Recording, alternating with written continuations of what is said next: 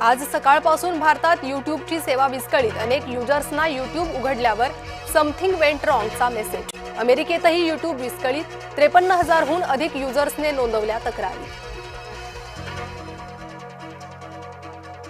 नाशिक तपोवन झाड तोडण्याचं प्रकरण पुढील सुनावणी 24 फेब्रुवारीला होणार। तर झाड तोडण्याच्या निर्णयाला स्थगिती देण्यासाठीची याचिका मुंबई उच्च न्यायालयात दाखल याचिकेवर होणार सुनावणी।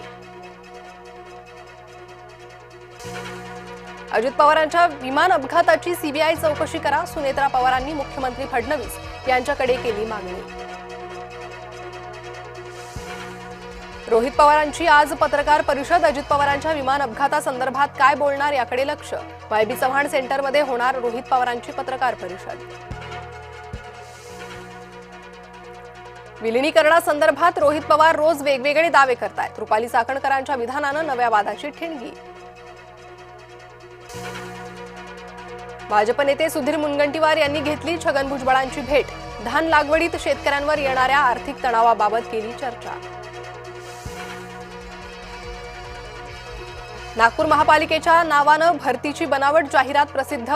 बनावट जाहिराती प्रकरणी नागपूर मनपाची पोलिसात तक्रार। सोशल मीडियावर बनावट जाहिरात देऊन फसवणूक केल्याचा आरोप।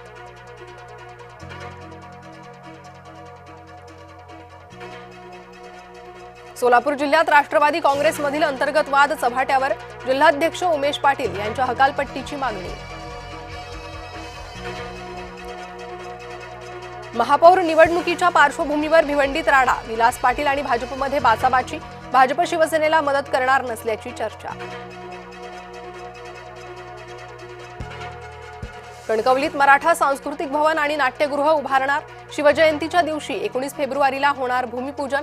मंत्री नितेश राणेंच्या हस्ते होणार भूमिपूजन।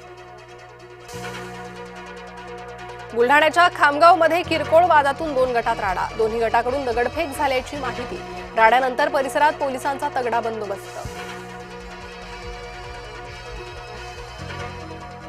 सोलापूर जिल्ह्याच्या विकासाला दिशा देण्यासाठी केंद्र सरकारचा मोठा निर्णय। राष्ट्रीय महामार्ग क्रमांक 548B रुंदीकरणासाठी तब्बल 353 कोटींची मंजुरी। महसूल मंत्री चंद्रशेखर बावनकुळेंनी मानले आभार।